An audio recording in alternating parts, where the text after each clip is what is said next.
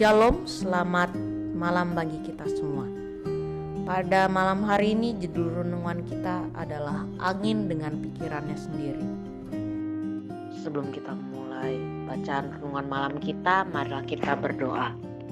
Bapa, pada malam hari ini kami bersyukur kepadamu karena Engkau telah melindungi kami dan memberkati kami sepanjang hari ini.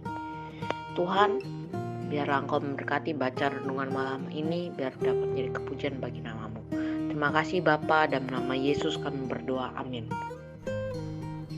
Ayat hafalan kita atau ayat inti kita berada dalam Yohanes 3 ayat 8. Angin bertiup kemana ia mau, dan engkau mendengar bunyinya, tetapi engkau tidak tahu dari mana ia datang atau kemana ia pergi. Demikianlah hanya dengan tiap-tiap orang yang lahir dari Roh.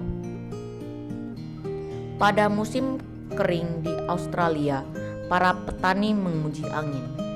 Api yang dinyalakan pada tempat yang salah, dengan tidak disangka-sangka ditiup angin, sehingga telah merusak tanaman dan pondok-pondok.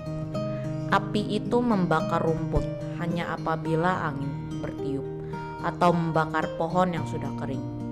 Kadang-kadang angin itu mempunyai pikiran sendiri. Para nelayan mengancam angin yang tidak tentu arahnya. Layar manakah yang harus dipasang? Kapankah angin akan tenang? Yesus berkata bahwa kita tidak dapat mengendalikan angin bertiup. Apakah artinya itu? Apakah itu membuat hidup tidak menentu?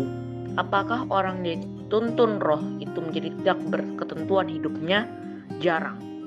Melainkan orang-orang yang berpendirian tetap, orang-orang yang dapat dipercayai, orang-orang yang berjalan paling rapat dengan Allah. Yesus berbincang-bincang dengan Nikodemus, seorang anggota mahkamah agama Yahudi. Baginya, Yesus itu mengherankan karena ia melakukan yang tidak mungkin. Ajarannya aneh, ajaran baru. Sekarang Nikodemus beroleh kesempatan menyaksikan gerak-gerik Yesus.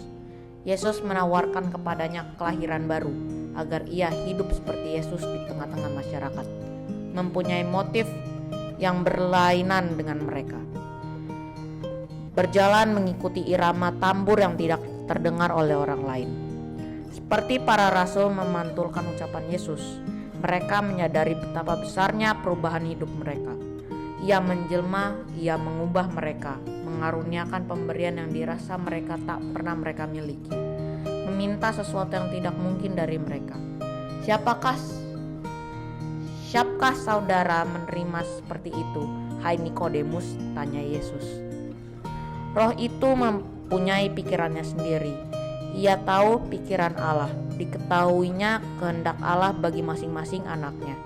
Kehendak Allah mungkin sangat tipis hubungannya dengan perkara duniawi, pengharapan duniawi, walaupun hal-hal itu dapat mengubah mereka.